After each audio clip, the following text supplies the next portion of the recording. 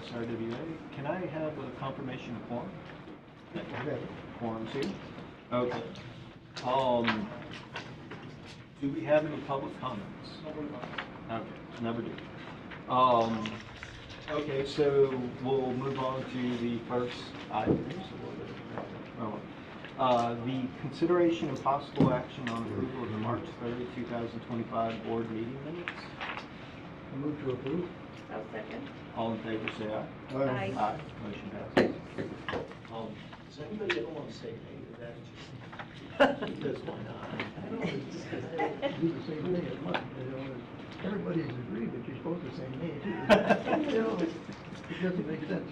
Every once in a while, you feel like Yeah, causing it kind trouble. of runs through my mind. I don't, everybody agrees with it. Well, we'll move on to the general manager's report, the operational chemical optimization and financial report.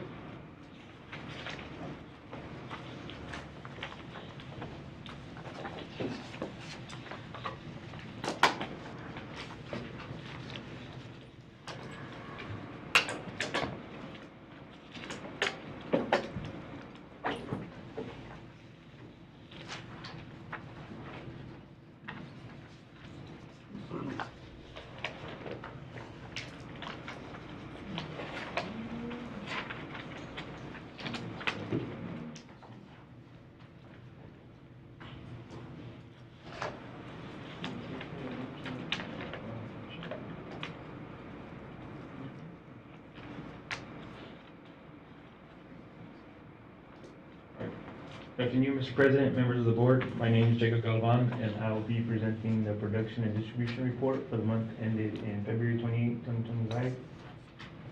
On tab 2 of your board binder, we have the SRWA water distribution summary and true-up estimate. On column C, we have the SRWA total distribution, which was 1,015.851 million gallons, for a daily average of 6.727 million gallons. On column F, we have the BPUV distribution, which was at 951.036 million gallons, for a daily average of 6.298 million gallons. On column G, we have BMUD number 2. The year-to-date was 20.393 million gallons, for a daily average of 0.135 million gallons. On column H, we have the allocation for Los Fresnos. The year-to-date was 20.058 million gallons for a daily average of 0.139 million gallons. On column I, we have B&D. The year-to-date is 21.332 million gallons for a daily average of 1.41 million gallons. On J, we have the credit for Indian Lake. The year-to-date is 2.032 million gallons for a daily average of 0.013 million gallons. Below we have the true-up estimate, where BPV is over by 7.21 million gallons. VMA number 2 is under by 5.1 million gallons, and Los Fresnos is under by 2.1 million gallons. On the next page, we have the production and distribution costs for the month of February. On the third column from the left, we have the total water produced for SRWA. The total was 190.301 million gallons, with a daily average of 6.796 million gallons. On the last column, or the first column to the right, we have the total water distributed, which was 187.971 million gallons, for a daily average of 6.713 million gallons. Below, we have the chemical consumption costs, which was $82,397.10. The electric consumption cost was $65,012.46. On the next page, we have events that reduce water production for February. On the 13th, we were down for hours for a power outage due to a transformer blowing fuses across the street from SRWA.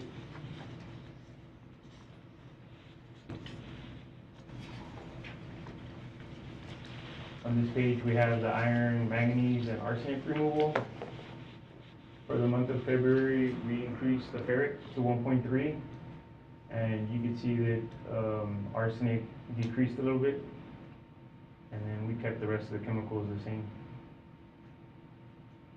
For the month, all the levels were within range, under the MTLs. So why did we increase the ferric acid? Just to help, just to see a lower number on the arsenic. We were under the standard, but Yeah. So this is roughly what, at 20%? How much did we increase the ferric acid by? it was at a 1.0 and went up to 1.3. So we increased by 30%, but we only saw roughly a 20% decrease in arsenic. Have we looked at, so as we increase this, we increase kind of the load on our microfiltration units. Have we looked at how much that's increased, just stuff we have to pull out of that cleaning? No, I'm sorry. The idea is to lower arsenic as much as we can. But we're under acceptable levels, and, We are. is there anything driving that, other than we just want to lower it? No, just looking at a lower output of arsenic. Okay. to the system. And I'm only asking because, so if we do this, and we continue to do this, it's a 30% increase in the cost of the ferric acid, which maybe is acceptable, but, I think, cost comparison trade-off, that we're below, very low EPA levels. And by below, I think we're still roughly a factor of 5 below the levels of the EPA. Right. So it'd just be nice to hear a little bit more of a discussion about, why we do that. I'm not saying it's a bad thing, it's just, if we're gonna increase costs, we should have a reason as to why. Yeah. On the next page, we have the RO and well pump status. The ROs and the wells that were on during the collection of the samples. On this column, you can see February 12th. The wells that were on and off, and the ROs that were on.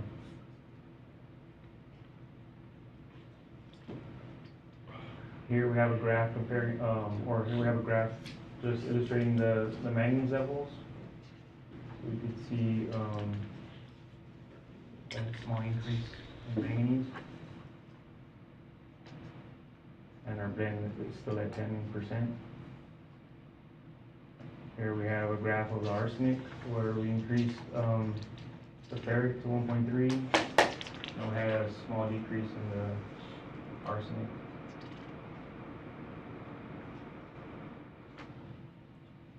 Here we have a graph comparing water production distribution for fiscal year 24 and 25.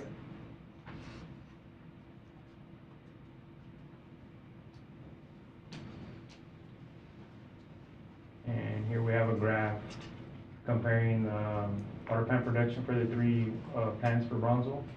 And we can see SRWA was at 32.21%.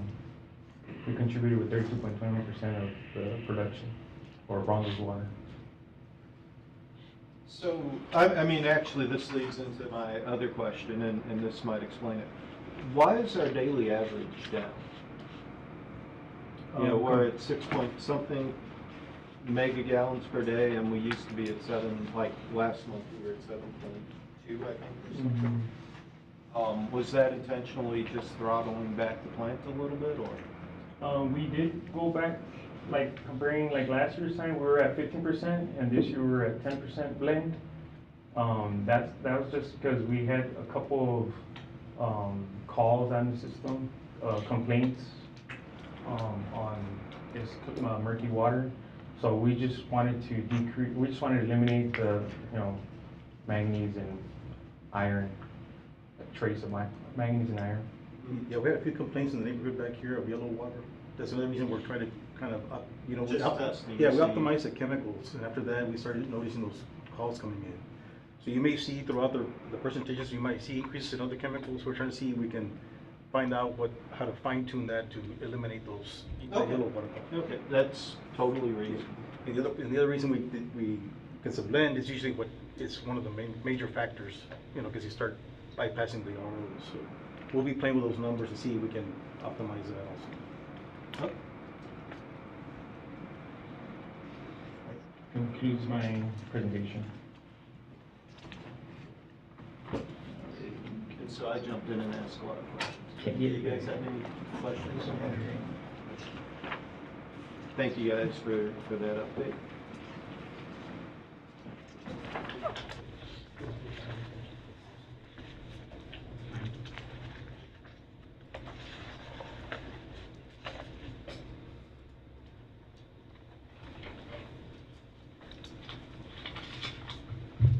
Good afternoon, Mr. President and members of the board. My name is Jorge Santillán, Finance Manager.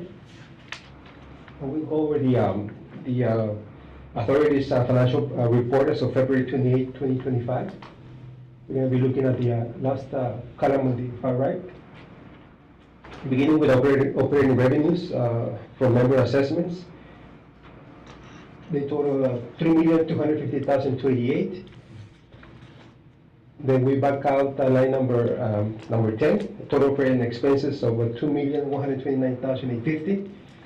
This results in the operating income of $1,120,438.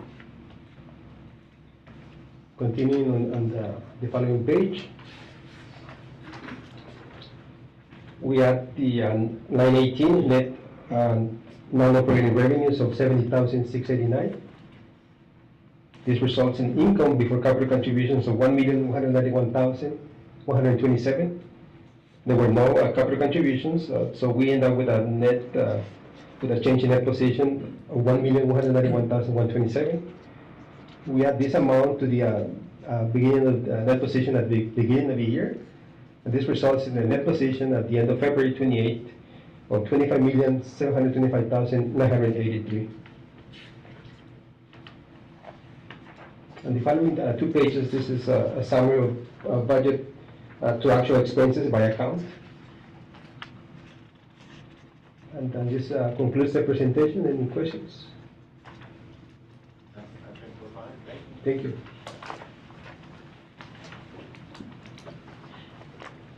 Okay, next is the drought update.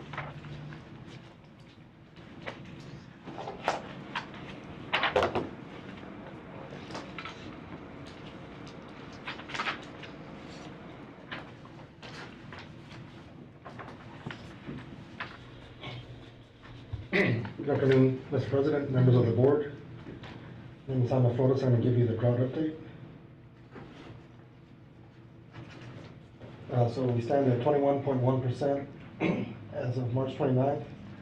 We're hoping we got some of that water that we hit, the valley would have hit the reservoirs. We didn't get as much water as we thought over there. We're still waiting to see what comes in over the next week. We do know that some water did go into Marta R. Gomez Reservoir. We're sitting at 98%, so there might be a possibility that they might release some water to the Rio San Juan, but that remains to be seen at this time. Again, for our previous readings, March 8th, we had 21.4%, March 15th, 21.2%, and March 22nd, 20.8%, so we're still hovering around that 21% range. From National Weather Service, April to June 2025 outlook, a normal to warmer than normal conditions are expected to continue through June 2025 timeframe. After weeks of dryness and drought, abnormally to dry extreme conditions, extending across the region, a late March drought busting deluge of heavy rain came over the area. So it did change our drought outlook as far as the soil moisture, but not the drought outlook for the reservoirs. So there's two separate deals there. Despite a drier than normal outlook, prediction odds are a toss-up with showers and thunderstorms that could produce heavy rainfall and localized flooding. Has to be taken into consideration through the remainder of the spring season. So there is a possibility we have another rain event like we had last week or the week before. Confidence remains high that total combined storage will remain at or near record lows through the first part of 2025. And water conservation is key until further notice. Stage 2 to 3 restrictions continue through early spring 2025 and are likely to continue until further notice based on inflows from Amistad and Falcon dams. That concludes the drought update. Any questions? Thank you. Unfortunately, thank you very much. We have the update from the, well. That's right.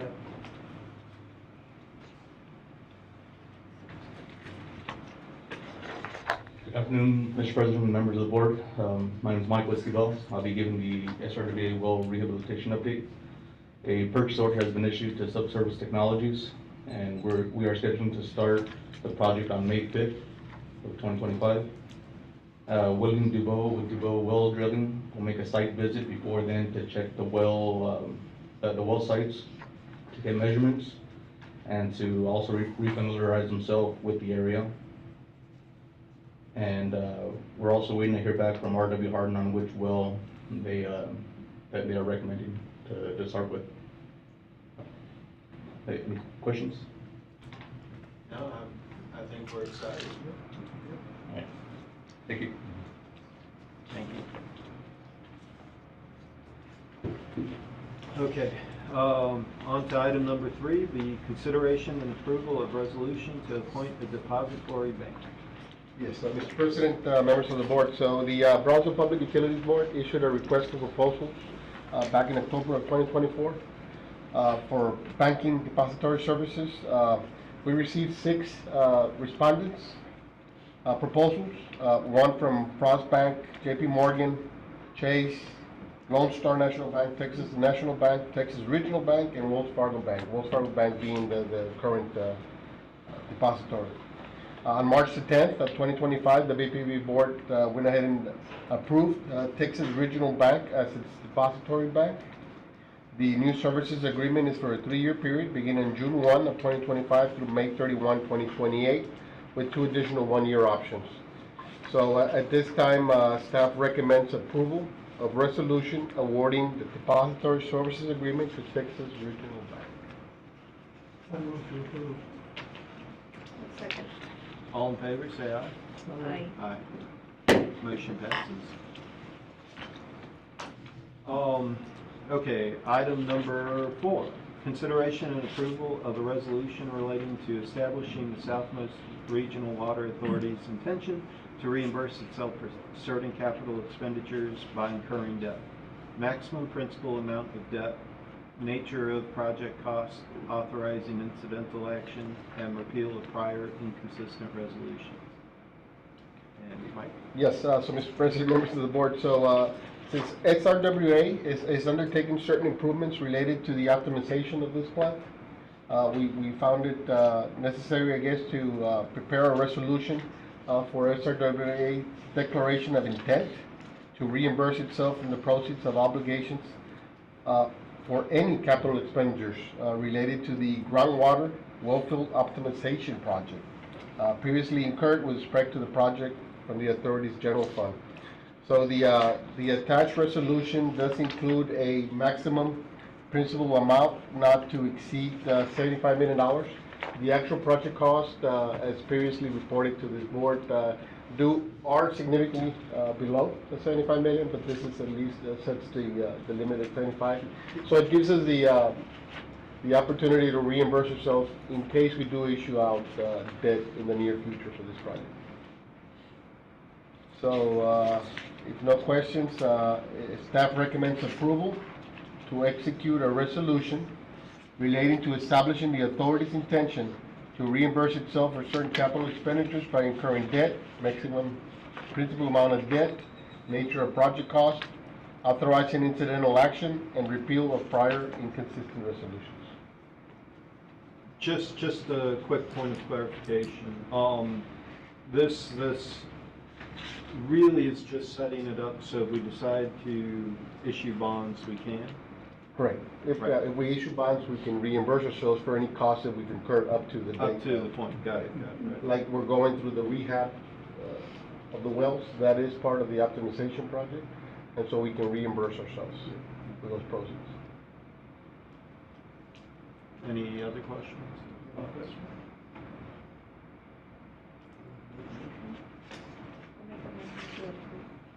Second. Okay, all in favor, say aye. Aye. Aye. Motion passes.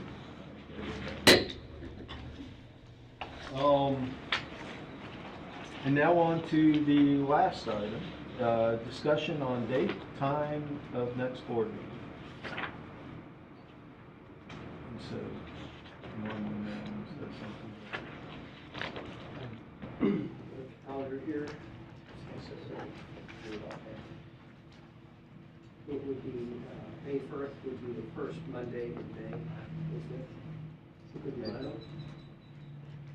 Does that sound good, or anybody has any good Cinco de Mayo plans? Okay, so that sounds good. And I guess with that in mind, I will entertain a motion to close. One thing I would like to mention, which is, last week we had Chad McGill, who is the district liaison for Senator Adam Gonzalez's office, come take a tour of SRWA. He was here for about an hour, which was a long time to get an extensive tour. Jose was here with us. He asked a lot of good questions. And the senator, his office, he is on the Senate Water and Agricultural Committee, and I testified on SCR 13, which was to get Mexico to reach our water. But more importantly, SB 7, which would provide some funding opportunities for SRWA through the Senate. It would free up $1 billion a year for, I think it's 16 years, for projects. And they were very interested in our optimization and expansion projects. So he was here as a follow-up to that testimony. If the well rehabilitation projects work, I guess we're going to probably pass it on to show that, yeah. It's one of the optimizations. It's not the worst thing. Okay, well, thank you. Thank you for that. Yeah. Now I'll entertain motions. I move the meeting be adjourned. All in favor, say aye. Aye. Aye. Meeting is adjourned. Thank you all very much.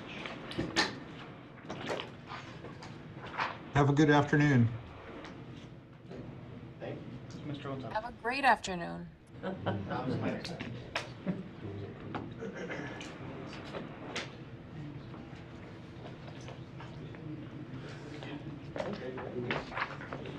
So I'm told we have RJ